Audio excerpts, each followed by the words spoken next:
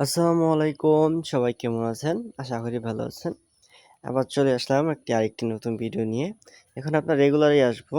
আপনার ওই মুরগিগুলো সেল দেওয়ার পরে আবার নতুন করে মুরগি নিয়ে ফেলেছি।